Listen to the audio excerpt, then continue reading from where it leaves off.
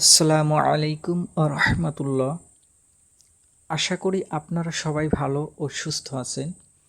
আজ আপনাদের সামনে নতুন আরেকটা ক্লাস নিয়ে আসলাম, ন্যারেশন পার্ট 4। আমরা ন্যারেশন পার্ট 4-এ দেখব কিভাবে ইন্ট্রোগেটিভ সেন্টেন্সে ন্যারেশন করতে হয়। তো চলুন দেখে আসি। ইন্ট্রোগেটিভ সেন্টেন্স অর্থাৎ প্রশ্নবোধক বাক্য। 1. রিপোর্টিং ভার্বটি আস্ক বা ইনকোয়ার অফে পরিবর্তিত হয়। 2.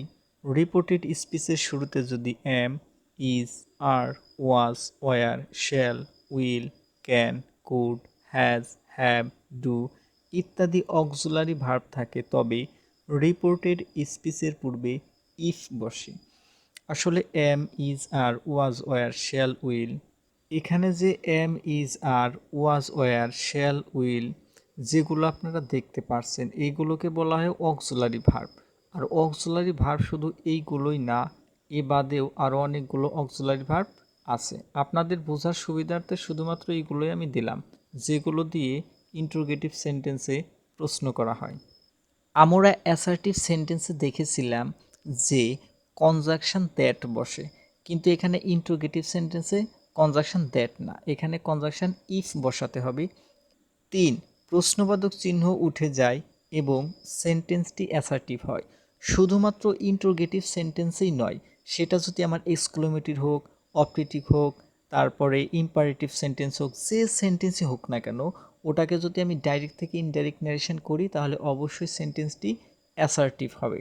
আর যেহেতু সেন্টেন্সটি অ্যাসার্টিভ হবে তাহলে তো প্রশ্নবোধক চিহ্ন বসবেই না, কেননা শুধুমাত্র ইন্ট্রোগেটিভ সেন্টেন্সে প্রশ্নবোধক চিহ্ন বসে। তাহলে একটা উদাহরণ দিলে আপনারা বুঝতে পারবেন। যেমন, he said to me are you ill, সে আমাকে বলেছিল তুমি কি অসুস্থ। এখন এটা কোন সেন্টেন্সে আছে? এটা কিন্তু ইন্ট্রোগেটিভ সেন্টেন্স আছে। কিভাবে বুঝবো? প্রথমে 1 নম্বরে আর আছে, তারপর লাস্টে এই যে প্রশ্নবোধক চিহ্ন দেওয়া আছে, প্রশ্নবোধক চিহ্ন দ্বারা বুঝতে পারবো এটা ইন্ট্রোগেটিভ সেন্টেন্স। তাহলে এটাকে যদি আমরা ইনডাইরেক্ট করি তাহলে কি হবে? He asked me if I was ill. দেখেন এখানে হি সেইডের পরিবর্তে কি হয়েছে? আস্কড হয়েছে। কেন? কারণ এটা ইন্ট্রোগেটিভ সেন্টেন্সে আছে, আর ইন্ট্রোগেটিভ সেন্টেন্সে থাকলে রিপোর্টিং ভার্বটা আস্কডে পরিণত হয়। আর এখানে টু বসে নাই কেন? কারণ সেইডটা হচ্ছে ইনট্রান্সিটিভ ভার্ব, সেই জন্য তারপরে টু বসে, কিন্তু আস্কড হচ্ছে ট্রান্সিটিভ ভার্ব, সেই জন্য তারপরে টু বসে না। তারপরে মি, এই ইনভার্টেড কমা উঠে যায়, কনজাংশন কি বসলো? ইফ বসলো। ইন্ট্রোগেটিভ সেন্টেন্সে প্রথমে আর দেওয়া আছে, এটা হচ্ছে ভার্ব, ইউটা হচ্ছে সাবজেক্ট, ইলটা হচ্ছে অবজেক্ট। এখন এই ইউ, এটা আমরা সাবজেক্ট রূপে বসাবো। তাহলে ইউ কোন পার্সন? ইউ কিন্তু সেকেন্ড পার্সন। ইউ যদি সেকেন্ড পার্সন হয় তাহলে এই ইউকে আমরা কি দ্বারা পরিবর্তন করব? রিপোর্টিং ভার্বের অবজেক্ট দ্বারা পরিবর্তন করব, কারণ আমরা জানি রিপোর্টেড স্পিচে সেকেন্ড পার্সন থাকলে সেটা রিপোর্টিং ভার্বের অবজেক্ট দ্বারা পরিবর্তন করতে হয়। তাহলে এখানে ইউ হচ্ছে সেকেন্ড পার্সন আর রিপোর্টিং ভার্ব সেইড যার অবজেক্ট হচ্ছে মি, তার মানে ইউকে আমরা এই মি দ্বারা পরিবর্তন করব। তাহলে মি তো অবজেক্টে আছে, মিকে যদি আমি সাবজেক্টে বসাই তাহলে কি হবে? আই হবে। এবার আর এর পাস্ট টেন্স কি হবে? ওয়াজ। কেন আর এর পাস্ট টেন্স আমরা ওয়াজ লিখলাম? কারণ এখানে সেইড আছে পাস্টে। আমরা জানি রিপোর্টিং ভার্ব যে টেন্সে থাকে রিপোর্টেড স্পিচটা ওই টেন্সেই করতে হয়। তাহলে সেইড যেহেতু পাস্টে আছে তাহলে এখানে আর এর পাস্ট বসাতে হবে ওয়াজ, তারপরে অবজেক্ট আছে ইল, লাস্টে ফুল স্টপ। আর একটা উদাহরণ দেখেন, এখানে লেখা আছে he said to me do you know me, সে আমাকে বলেছিল তুমি কি আমাকে চেনো। এটা ইন্ট্রোগেটিভ সেন্টেন্স, এই যে লাস্টে প্রশ্নবোধক চিহ্ন আছে। এখন ইনডাইরেক্ট করি আমি, তাহলে কি হবে? এখানে হির জায়গা হি বইছে, সেইড উঠে যায় আক্সড বইছে, কারণ এটা ইন্ট্রোগেটিভ সেন্টেন্স। তাহলে তারপরে মি বইছে, এখানে ইনভার্টেড কমা উঠে যায় ইফ হয়েছে, কারণ আমরা জানি ইন্ট্রোগেটিভ সেন্টেন্সে ইফ হয়। এখন একটা বিষয়, এখানে কিন্তু ডু বসে নাই, কারণ ইন্ট্রোগেটিভ সেন্টেন্সকে প্রশ্ন করার ক্ষেত্রে অর্থাৎ ইন্ট্রোগেটিভ সেন্টেন্সের গঠন অনুযায়ী এখানে ডু বসায়, এটা প্রশ্ন করার ক্ষেত্রে। কিন্তু যখন আমি ইন্ট্রোগেটিভ সেন্টেন্সটাকে অ্যাসার্টিভ সেন্টেন্সে করব তখন কিন্তু আমার ডু বসবে না, এটা হচ্ছে একটা সাহায্যকারী ভার্ব অর্থাৎ অক্সিলারি ভার্ব। এখানে কিন্তু মূল ভার্বটা আমার নো। তাহলে ইউ হচ্ছে সাবজেক্ট, ইউ কোন পার্সন? Second person. তাহলে ইউ যদি সেকেন্ড পার্সন হয় তাহলে ইউকে তাহলে এই যে ইউটা আছে এখানে সেকেন্ড পারসন, এই ইউকে আমরা কি দ্বারা পরিবর্তন করব? এই যে রিপোর্টিং ভার্ব আছে সেইড, এই সেইডের অবজেক্ট হচ্ছে মি, তাহলে মি দ্বারা পরিবর্তন করব। তাহলে এই ইউকে আমরা কি দ্বারা পরিবর্তন করব? মি। এবার মি কোন পারসন? মি হচ্ছে ফার্স্ট পারসন, তাহলে মি অবজেক্ট আছে, মির সাবজেক্ট কি? মির সাবজেক্ট কিন্তু আই, তাহলে আমরা মির পরিবর্তে এখানে কি বসাইছি? আই। এখানে যে নোটা দেখতে পাচ্ছেন, এই যে নো, তাহলে নোটা কোন টেন্স আছে? নোটা কিন্তু প্রেজেন্ট টেন্সে আছে, তাহলে নোর পরিবর্তে আমরা কি বসাবো? নোর পরিবর্তে কিন্তু আমরা এখানে বসাবো নিউ। কেন নিউ বসাবো? কারণ এখানে যে ভার্বটা আছে আমাদের সেইড, এটা কোন টেন্সে আছে? সেইটা কিন্তু পাস্ট টেন্স আছে, সেই কারণে নিউটা আমাদের পাস্ট টেন্স হবে। এখন এখানে দেখেন মি আছে, তাহলে মিটা কোন পারসন? মি হচ্ছে ফার্স্ট পারসন, আমাকে। তাহলে যদি ফার্স্ট পারসন থাকে রিপোর্টেড স্পিচে, তাহলে সেটা রিপোর্টিং ভার্বের কি দ্বারা পরিবর্তন করতে হয়? সাবজেক্ট দ্বারা পরিবর্তন করতে হয়। এখানে সাবজেক্ট কিন্তু আছে হি, তার মানে এই মিকে আমরা কি দ্বারা পরিবর্তন করব? এই হি দ্বারা পরিবর্তন করব। তাহলে হি তো সাবজেক্ট রূপ, হির অবজেক্ট কি? হির অবজেক্ট হচ্ছে হিম, তাহলে আমরা হির পরিবর্তে এখানে বসালাম হিম।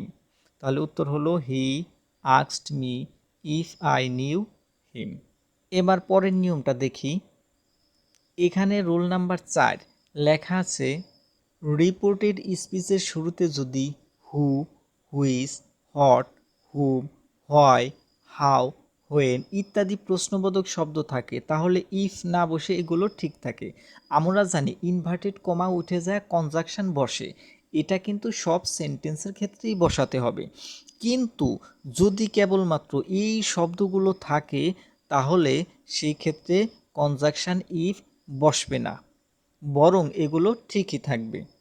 আপনারা লক্ষ্য করলে দেখতে পারবেন প্রত্যেকটা শব্দে এখানে ডাব্লুইচ আছে, এটাই আছে, তারপরে হুইসে কিন্তু ডাব্লুইচ আছে, হটেও কিন্তু আপনারা ডাব্লুইচটা দেখতে পাচ্ছেন, পরের শব্দটাও কিন্তু আছে, হোয়াইটেও কিন্তু আপনারা ডাব্লুইচ দেখতে পাচ্ছেন, হাউতে কিন্তু ডাব্লুইচ আছে, এই যে হচ্ছে ডব্লিউ আর এই আগে হচ্ছে এইচ, তারপরে দেখেন হোয়েনেও কিন্তু ডাব্লুইচ আসে।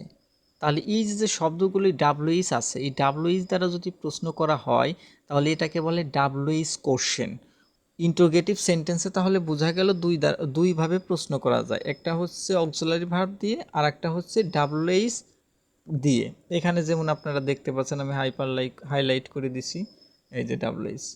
তাহলে একটা উদাহরণ দিলে বুঝতে পারবেন, যেমন he said to me what is your name, সে আমাকে বলেছিল তোমার নাম কি। তাহলে একে যদি আমি ইনডাইরেক্ট করি তাহলে কি হবে? তাহলে হবে এখানে হি, সেইডের পরিবর্তে আস্কড, মির জায়গা মি, ইনভার্টেড কমা উঠে যায়, দেখেন এখানে কিন্তু কোনো কনজাকশন বসে নাই, হটের জায়গা হট আছে। এখন দেখেন এখানে কিন্তু ইজ হচ্ছে ভার্ব, আর ইওর নেম এটা হচ্ছে আমার সাবজেক্ট। তাহলে এখানে ইওর কোন পারসন? ইওর কিন্তু সেকেন্ড পারসন আছে, তাহলে আমরা কি করব? সেকেন্ড পারসনকে রিপোর্টিং ভার্বের অবজেক্ট দ্বারা পরিবর্তন করব। এই হচ্ছে রিপোর্টিং ভার্ব সেইড, যার অবজেক্ট হচ্ছে কি? মি, তাহলে মি দ্বারা পরিবর্তন করব। তাহলে মিকে সাধারণত সাবজেক্ট করলে কি হয়? আই হয়, কিন্তু এখানে যদি ইউ আছে, যদি ইউ থাকতো তাহলে মিকে আই বানাতাম, কিন্তু এখানে আছে ইওর, তোমার, তাহলে আমি মিকে কি বানাবো? মাই, মানে আমার। তারপরে নেম, তারপরে ইজ এর পাস্ট টেন্স কি হয়? এখানে ইজ আছে, ইজ কোন টেন্স আছে? প্রেজেন্ট টেন্স, ইজ এর পাস্ট টেন্স হয় ওয়াজ। কেন ওয়াজ বসালাম? কারণ এখানে যে রিপোর্টিং ভার্বটা আমাদের আছে সেইড, এই রিপোর্টিং ভার্বটা সাধারণত পাস্টে আছে, তাহলে রিপোর্টিং ভার্ব যদি পাস্টে থাকে তাহলে রিপোর্টেড স্পিচটাও পাস্টে করতে হয়, তাই ইজের জায়গায় ওয়াজ হয়েছে। তারপরে ফুল স্টপ, আমাদের অবজেক্ট নাই, সেই জন্য এখানে ফুল স্টপ হবে। আর একটা উদাহরণ দিলে ভালো বুঝতে পারবেন, যেমন he said to me where are you going, সে আমাকে বলেছিল তুমি কোথায় যাচ্ছ। একে যদি আমি ইনডাইরেক্ট করি তাহলে কি হবে? He asked me where I was going, এখানে হির জায়গা হি বইছে, সেইড উঠে যা আস্কড হয়েছে, মির জায়গা মি হয়েছে, এখানে ইনভার্টেড কমা আছে, কিন্তু ইনভার্টেড কমার পরিবর্তে কোনো কনজাকশন বসবে না, কারণ এখানে ডাব্লুইচ দ্বারা প্রশ্ন করা হয়েছে। তাহলে হয়ারের জায়গা হয়ার, এখানে ইউ হচ্ছে সাবজেক্টে বসাবো, ইউ কোন পারসন? সেকেন্ড পারসন, তাহলে ইউ সেকেন্ড পারসন হলে সেটা আমাদের এই যেখানে মি দ্বারা পরিবর্তন করতে হবে। মির সাবজেক্টটা কি হচ্ছে? আই, আর এর পাস্ট টেন্স কী হবে? ওয়াজ। কেন ওয়াজ হবে? কারণ এখানে সেইটা পাস্টে আছে, তাহলে আর এর জায়গায় ওয়াজ, গোয়িং এর জায়গায় গোয়িং, লাস্টে ফুল স্টপ।